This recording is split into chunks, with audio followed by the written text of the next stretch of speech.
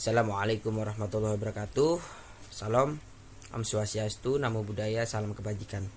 Salam sejahtera bagi kita semua. Pertama-tama marilah kita panjatkan puji dan syukur kehadirat Allah Subhanahu wa taala, Tuhan yang Maha Esa yang telah melimpahkan rahmat dan karunia-Nya kepada kita semua. Teman-teman semua yang saya hormati, pada kesempatan kali ini saya akan menyampaikan bagaimana peran PR corporate dalam menghadapi era bisnis online offline di Indonesia. Di era bisnis saat ini atau di era digital atau bisa juga di era zaman 4.0, ini sebagian besar bisnis atau usaha telah terjun ke dunia online atau dunia digital. Hal ini karena perubahan teknologi yang sangat cepat pergerakannya. Bayangin aja, kita di tahun 90-an mau berkomunikasi saja, mau menyampaikan sesuatu aja kepada kerabat kita yang di beda kota misalnya, itu masih menggunakan kantor pos atau menggunakan surat. Dan di era sekarang, di era 4.0 ini, kita sudah bisa berkomunikasi secara langsung hanya menggunakan smartphone saja. Kita sudah bisa berkomunikasi dengan melihat muka satu sama lain dimanapun dia berada gitu, tanpa ada batasan wilayah atau waktu. Secepat itu teknologi berkembang. Yang ini dinamakan adalah VUCA. VUCA adalah volatility, uncertainty, complexity, dan ambiguity, yaitu perubahan zaman yang sangat cepat gitu loh. Tidak pasti, kompleks, dan ambigu. Di era bisnis saat ini, bisnis online yang paling sangat diminati. Hal ini karena di dalam dunia digital bisa mencakup atau menjangkau seluruh orang yang ada di dunia tanpa terkecuali. Tentu ini menjadi hal yang bisa dimanfaatkan oleh pembisnis, oleh semua orang yang terjun di dalam dunia bisnis. Bisnis di dalam dunia digital ini sangat menjanjikan untuk saat ini dan kedepannya gitu. Karena semua orang hampir memakai smartphone. Apalagi di masa pandemi saat ini kan, orang bekerja, melakukan pekerjaan, melakukan aktivitas di rumah dan by online semua.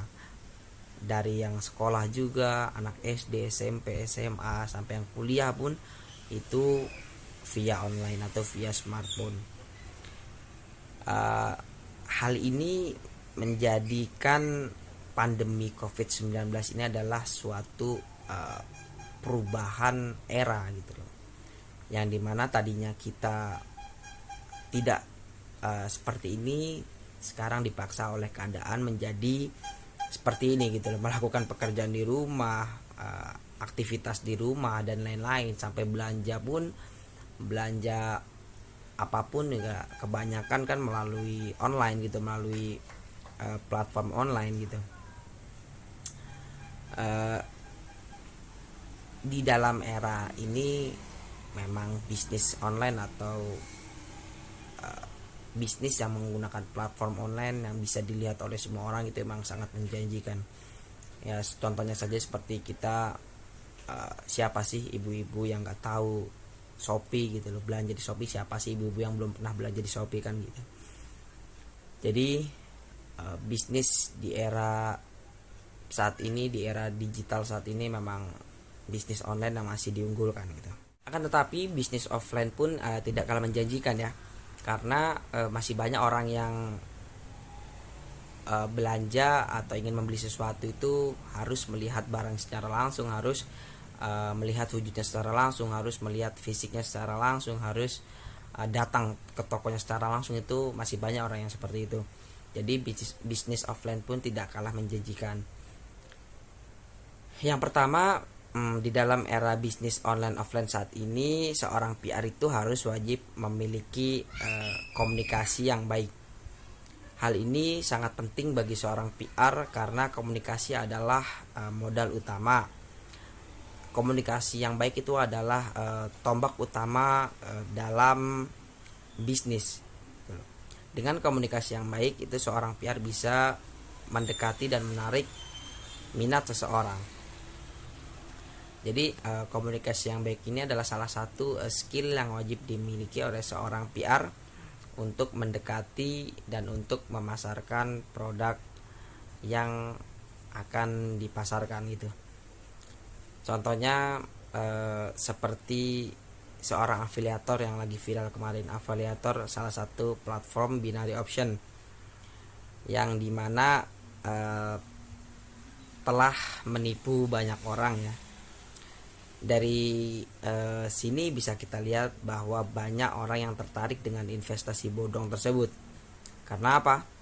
Karena afiliator tersebut itu mengemas hal itu dengan komunikasi yang sangat baik dan persuasif, sehingga orang-orang itu tertarik dengan investasi bodong tersebut, padahal sudah jelas di aplikasi tersebut adalah tebak-tebakan atau bisa dibilang judi gitu loh. Jadi dengan komunikasi yang baik itu kita bisa mengubah persepsi orang, kita bisa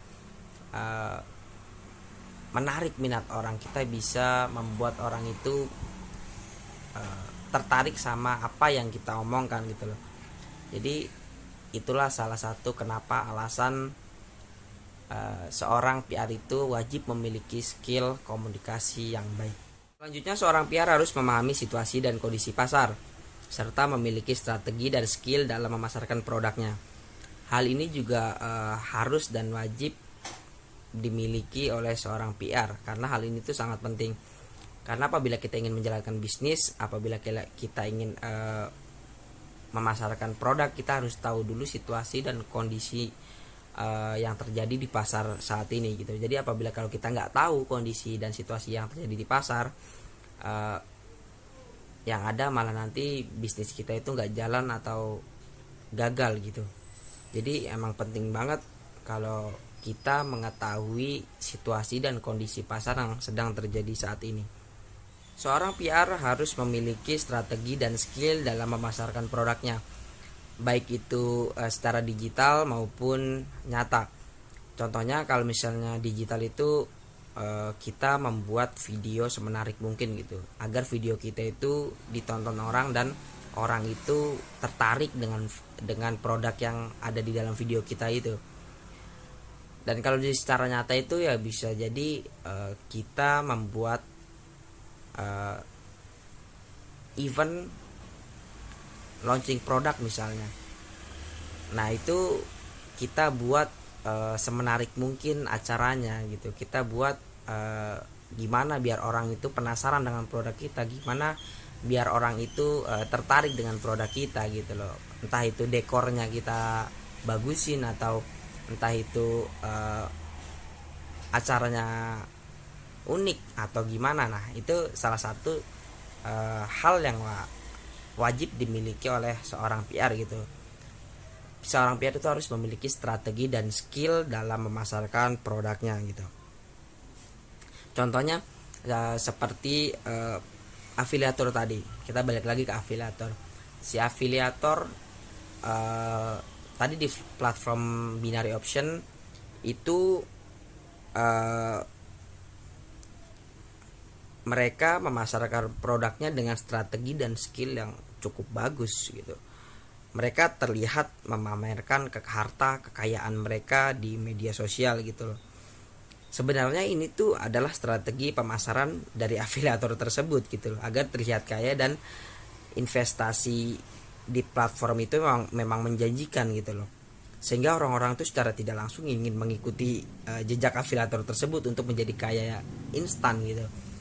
Ini adalah salah satu strategi dan skill dalam memasarkan produknya gitu loh. Si afiliator ini cukup baik dalam memasarkan produknya gitu, sehingga orang-orang itu bisa tertarik gitu.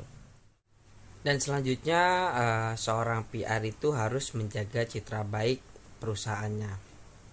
Hal ini menjadi tugas utama dari seorang PR.